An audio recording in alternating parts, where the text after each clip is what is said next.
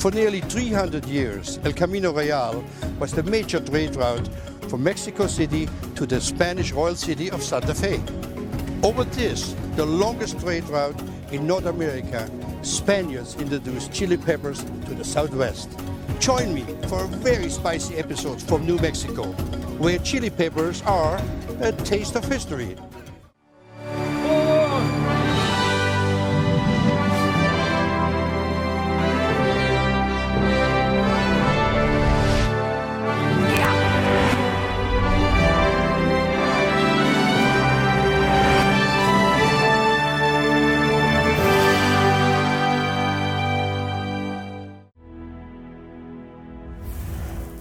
El Camino Real de Tierra Adentro means the royal road of the interior land.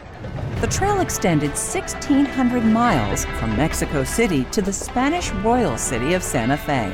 It was a rugged and often treacherous route that travelers took starting in 1598. Today, it's hard to find intact portions of the El Camino Real trail. From Mexico, Spanish traders brought a wealth of goods, cattle, and crops and introduced them to New Mexico. Red chili peppers were brought here by Spanish settlers. The explorer Juan de Oñate brought them up from Mexico because he said the natives had no chili, and of course they wanted to eat chili, and so they had the Native Americans grow the chili for them, and of course they were planted in Spanish gardens too. I'm saying Spanish rather than Mexicans because Mexico did not exist at that time. The ultimate destination for those heading north was the Spanish royal city of Santa Fe. This is the original Capitol building in Santa Fe, dating back to 1598. Santa Fe means Holy Faith in Spanish. When Mexico gained its independence from Spain in 1821, the Santa Fe Trail connected with El Camino Real to allow settlers from Missouri to pour westward in great migrations. Eventually, railroads replaced wagons, and the trail receded into obscurity.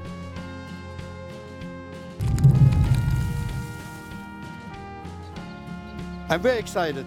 Today I have two Native Americans to help me make some fantastic Native American recipes. Noreen, it's so great to have you here. Chef, very good to be here. Couldn't do without you. And who did you bring?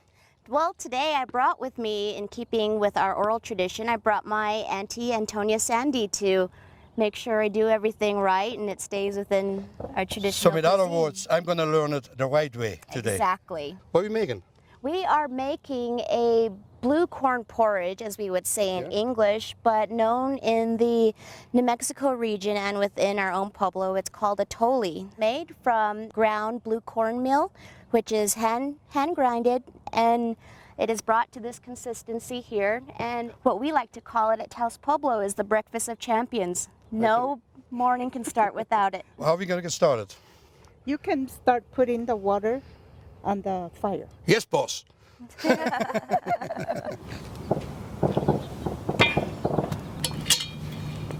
We use these wild plums for a variety of things. We dry them and they can be eaten as fruit snacks, or we can add them like we are today to our atole. We have Antonia here pitting them, and after that, what we do is we add honey to it for flavor. We have them in the Black Forest, where I'm from, and we make schnapps out of those, eau de vie, and it has so much flavor. And I know as a kid picking those, so this is so close to home, you have no idea. That's very exciting. Fantastic. That is very, very So now we're going to exciting. take this over to the fire, Yes. because the water is already boiling.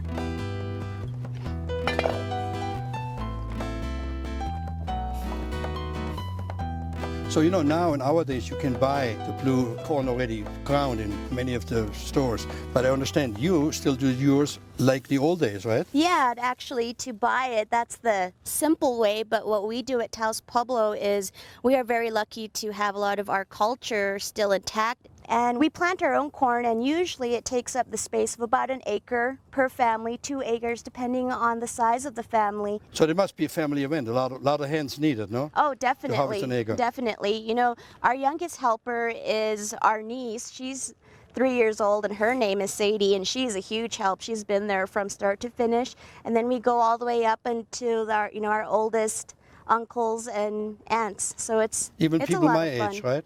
Yes, definitely. Everyone's out there. No one sits idle. Got you. So right now it is time to add the plums. What it adds is a sweet flavor to it, and also blueberries can be used. And so now I guess we're going to bring this over to our table and add the honey, and we're ready to eat it. Is that what it is? Yes. All right. Okay, pour the honey in, How much you want in? half of it. We don't measure in Indian country, Chef. It's all in the touch, the feel. I got Definitely. it. I can really see why this is called Breakfast with Champion. It's got to give you a boost. Between Definitely. the corn, between the plums, and between the honey. That's got a kick. Tell me about this beautiful bowl, though. It is made out of our traditional Taos Pueblo micaceous clay. The Taos Pueblo people, well, I should say our people, they are famous for the use of the micaceous clay. You'll see the mica flecks within the pottery, and it gives it a beautiful finish and beautiful tone. I tell you what, I don't know about you guys, but I got to get ready. Get ready to taste, but I'm going to give you the first taste to you. And I will give it to my auntie, as is traditional in our culture. The elders eat first. Cheers. Oh, So what do you think, Chef? you know what I think? It's spectacular. And I tell you, it's a lot of work involved getting all the ingredients. It comes together quick, but I think the beauty is it's so in touch with nature. That's what makes it so beautiful. And I can see why it gives you all that power. Thanks, Right? Chef. Thank you for showing me. From now on, it's one we have every day. Okay. No more. Be a strong man. Yeah, you're a strong man.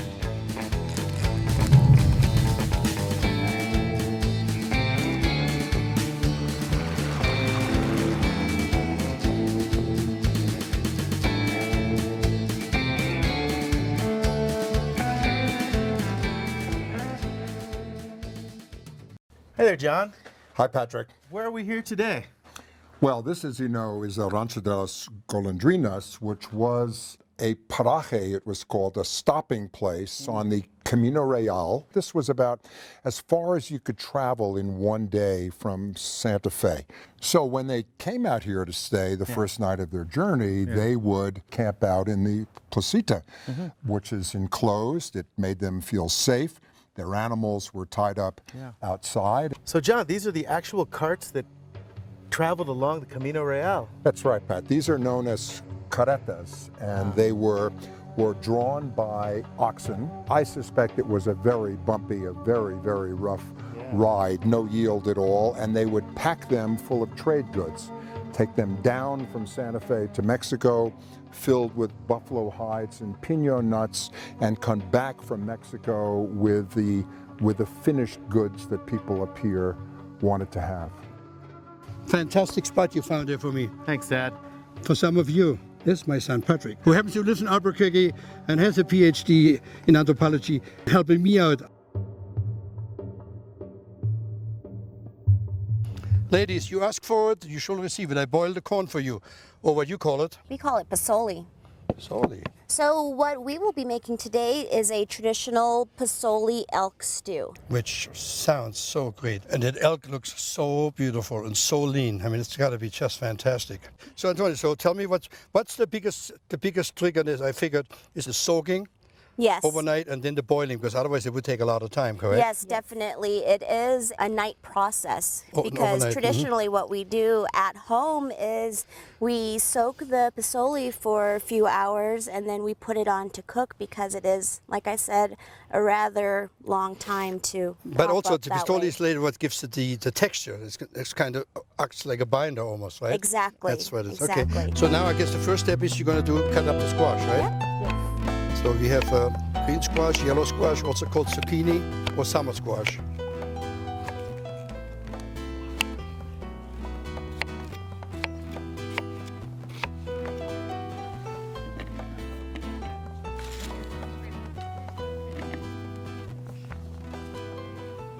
What a beautiful lean piece of elk meat. That's got to be just tasting fantastic. And I think you can do it with other meats as well, as long as it's game, right? You can use beef, but traditionally, we use what we do hunt, which is deer and elk, which is plentiful in our mountains. But beef tastes just as fine. Yeah. That's beautiful. Well, what's unique about it, I see how she cuts, but what's also, there's no trace of fat in there. You can see how nice and lean it is. For how long you been making this particular stew? I Antonio. think like since I was 10 years old, I learned it from my mother and my grandmother. I only got to know, I should say, my adopted grandmother, because I didn't get to know my You, two true grandmothers. So I learned it from them, and my father was a great hunter. So we always had elk meat, deer meat. So she taught us well how to cut it and how to cook it in different ways. now, when you said how to cut it, you told me earlier too, you can make it bigger, you can smaller, whatever you like, except you don't change the way you cook it. The cooking style stays the same. Yes, the Yes. cooking style stays the same, but we can fry it too. Got you. Yes. I think this is a fantastic recipe because it's all natural. There's nothing else added into it. And the beautiful is the way you reverse the cooking because you put it in water, then the corn, then the squash. I can just wait for it to taste it. But it's a fantastic recipe. I love Yeah, it. Now, Walter, I'm going to cut up the wild onions. We call it chives, but we also call it wild onions in place. And I know it grows in high altitude on the banks of the river, right? well, actually, no. No? Our wild onions, they grow, like you said, up in the higher altitude. So it is a day's work to try and find them because we have to go hiking up and, we search for them. And the way they grow is they have a beautiful purple flower on the top of them. chive And flower, so when we find them in abundance, it's like gold. But it's worth it. After all the hard work, we're going to get a stew like that. It's got to be worth it. So now the next step, we're going to take everything over to the fire, right? Yep. So what do we got to do? We got to put the meat in the pot and the pasoli, the squash, and the onion together. So you told me earlier you have a certain trick how to get it done. So what do you put in? What's the ashes you put into? When it's time to prepare the pasoli, what we do is our traditional blanching method is soaking the corn in tree ash. So the tree ash is like an alkaline, then breaks down the outer shell. Exactly. Fantastic. Exactly. So now it goes in, Antonio? Yes, the pasoli. Okay, all of it? Here we go. I'm putting in the squash next. Traditionally, this is how it goes at home. The older women make the stew, and us so-called younger girls, I won't say my age, but like I said, still novice. How much more water you want in, Antonio? Put it in. How much? It's good? And next is the onions, and you just put them right in, and Auntie Antonia will stir it around, and we'll let it cook.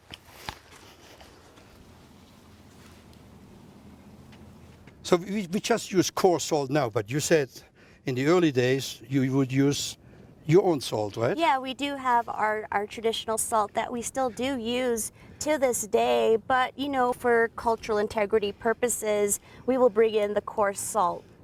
Good. Spoon in hand, I'm ready to check Antonia's fantastic elk stew. And since I'm the oldest on the set, I get to eat it first. How is that? Yes. Out of respect, right? All right. Well, how old are you? Well, we'll talk about it later. All right. Dish me one. I can't wait. What's so beautiful is the simplicity. That's what makes us gorgeous. I'll just look at it. Let's check out your handiwork. And just how I envisioned you to cook in the meat, isn't it? Huh? Wow. Man, I tell you. Why did we ever change from eating like that? Tell me, why? With our culture and our ways, with the ways of the world, we have to adapt. For our culture to survive, people have to leave the village to go to work, and there's no time for planting anymore, but there is time for hunting, and special times like this, we're able to preserve our culture and be part of our culture with dishes like this. I've done lots of shows. It has to be the one that goes in the memory book because the two of you have so much warmth. I feel the earth. I feel the love from the Willow people, and I cannot say enough. And just my gratitude to you Thank guys. you so much, Chef. It was an honor.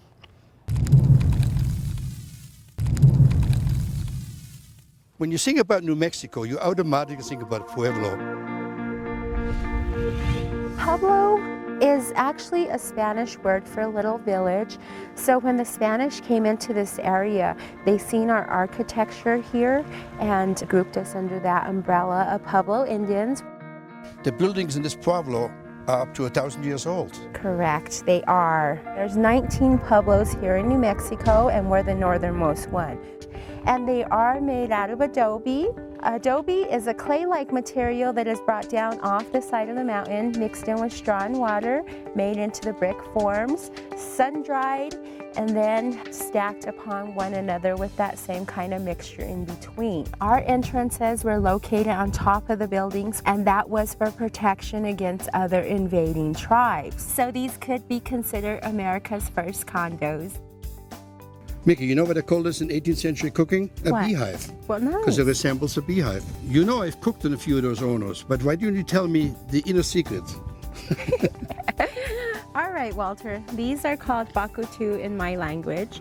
They're made out of adobe, and we also use them for baking bread, pies, and cookies. We'll just build a cedar fire in the center. We'll allow them to burn down to coals. Then we bring out those coals and we put in the bread, and it only takes about 30 to 45 minutes to bake. Mickey, it was fantastic being with you today in Taos. You're so kind. Ta'a asamoya asatukwea. That means thank you, goodbye, and have a good day. Thank you too, and I'll be back, I'm sure.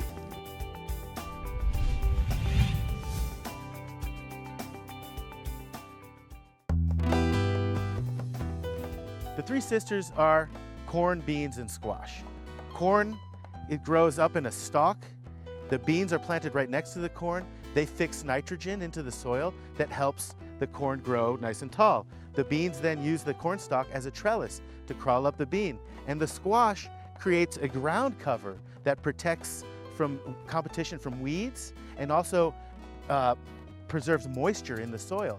Those three crops complement one another and thrive when grown in a plantation, one next to one another. They also provide the essential, in combination, the essential amino acids for human survival. So it's no surprise that the natives here and the Aztecs prioritize their cultivation and storage of these three sister crops, corn, beans, and squash.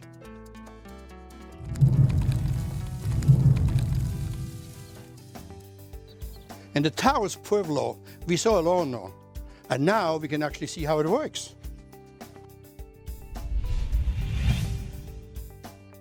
We're making a traditional white bread recipe. The Spanish had whole wheat flour also, but they thought that was inferior, so they actually fed that to their animals and preferred the white bread till about the 1850s. So what we're doing is we're making a basic white bread. We're using sorghum as our sweetener in it, and we actually grow the produce like they would have grown in the 1700s here at the museum. And sorghum they would have used as their sweetener. They could have got sugar cane from Mexico, but by the time it came up on the 6 months trail, it would have been a really expensive trade item. The fire has to be built with wood and it burns for about 2.5 to 3 hours. It has to get really hot inside. We let it die down and then we scrape out the ashes.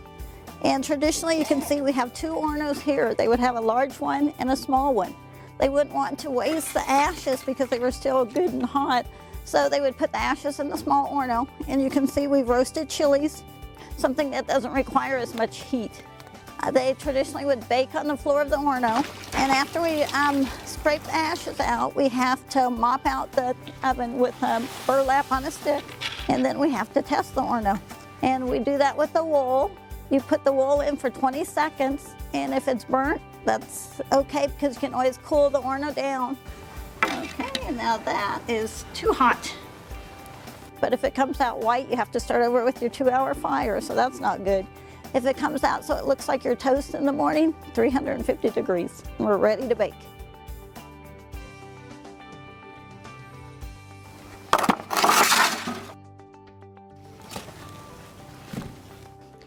I can smell the bread already. It's got to be ready.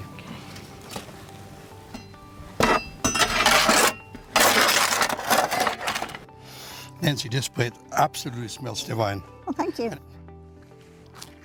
Oh, that's beautiful. Thank you. Really, really good. And I like the idea that you maintain the tradition of the Spanish cross. Yes, that was real traditional. Really beautiful. Early settlers yearned for the white flour of Europe rather than the wheat and corn of the Americas. They often used whole wheat flour to feed their hogs and paid high prices for white flour. George Washington knew the value of fine milled flour and started a commercial mill of his own. This is George Washington's gristmill at Mount Vernon. The flour produced here was of such high quality, it was sold all over Europe and the West Indies.